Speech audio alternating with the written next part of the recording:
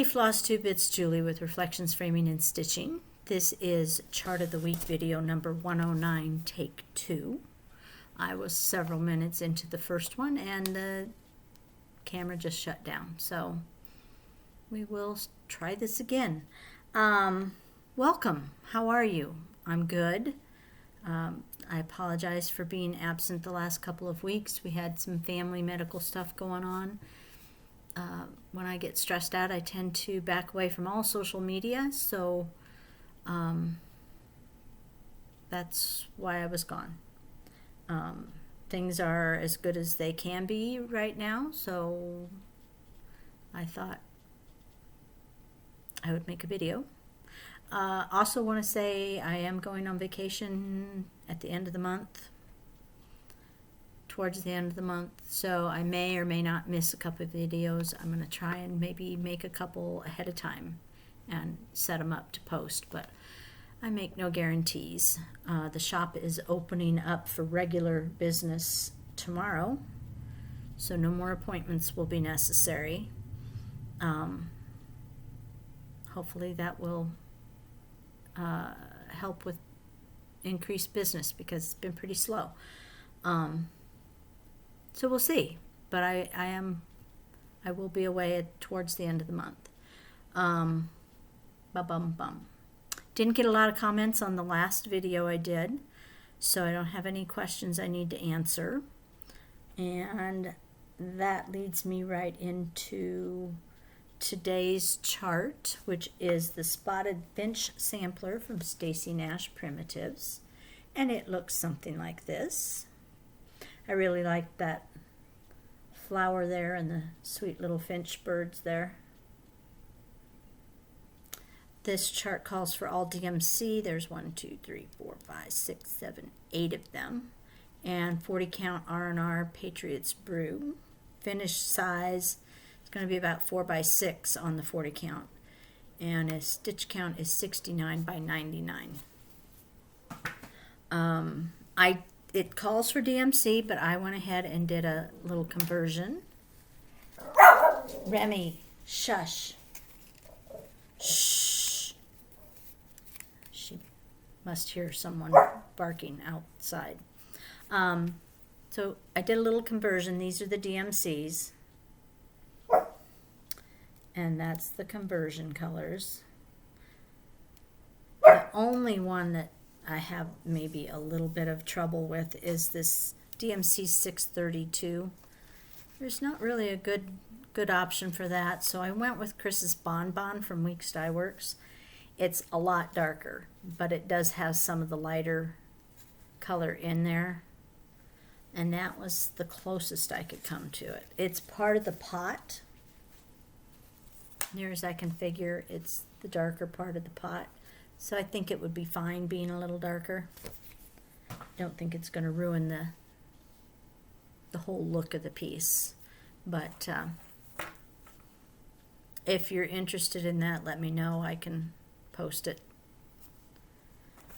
on the conversion if you're interested in the conversion. I've got some 40 count Patriots Brew. I have maybe enough for just one cut. It's just a neutral, so there'd be other neutrals that we could use if you're interested, but that's what the colors look like on there. And the overdyes look pretty much the same.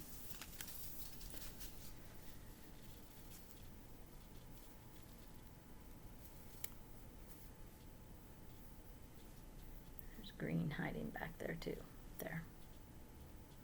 So, would look very pretty on there, very prim.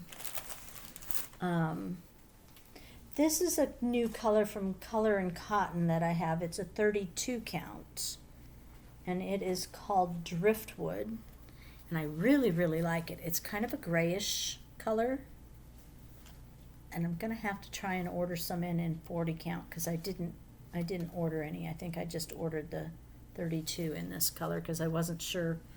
You know how you can't tell from a picture. I wasn't sure what it would look like, so I wanted to see it first. So I think the colors look really pretty on there.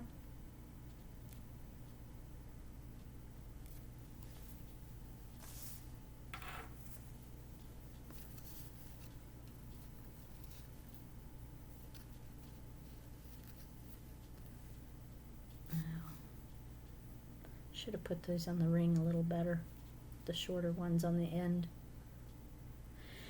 Anyway, so that is 32 count driftwood.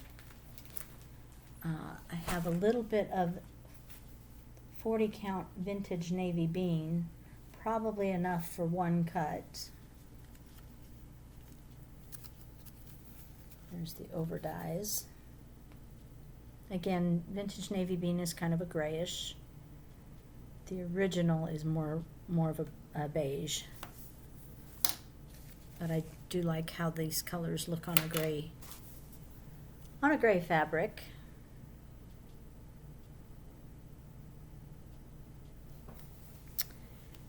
And then I have a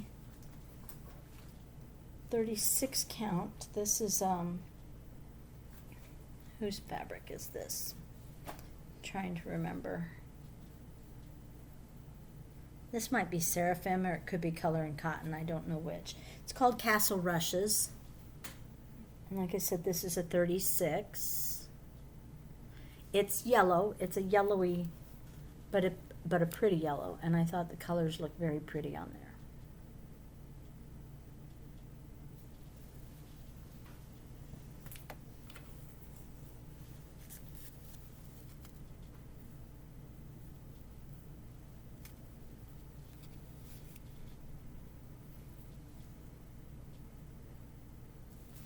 And then I also have the Castle Rushes in an 18 count Ada. It's a little bit different, I'd say lighter maybe than the 40 count, but the colors still look really pretty on there.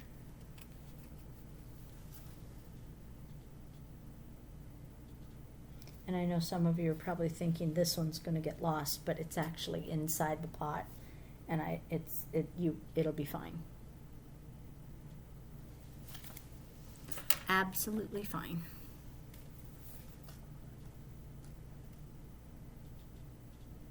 So, that is your chart of the week.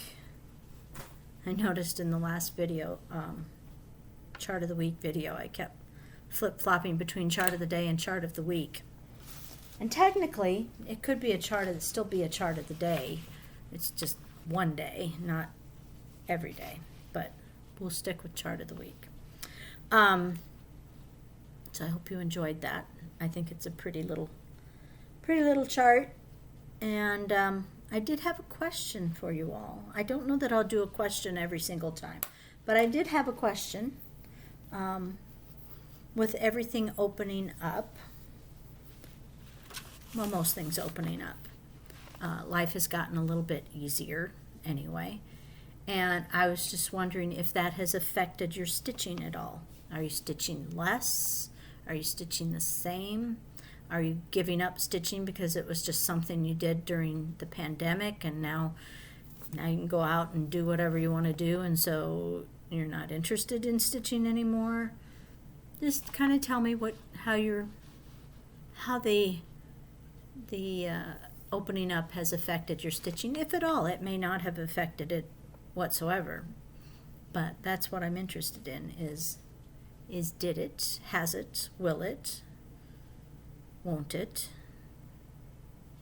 I don't think it's going to ever affect my stitching because pretty much I have stitched the same since I started. So I think the only time I kind of fell away a little bit from stitching is when I was scrapbooking with my sister, and I still had my stitching with me, so I never went completely away from it. But I don't scrapbook anymore, so I don't see it changing how much I stitch.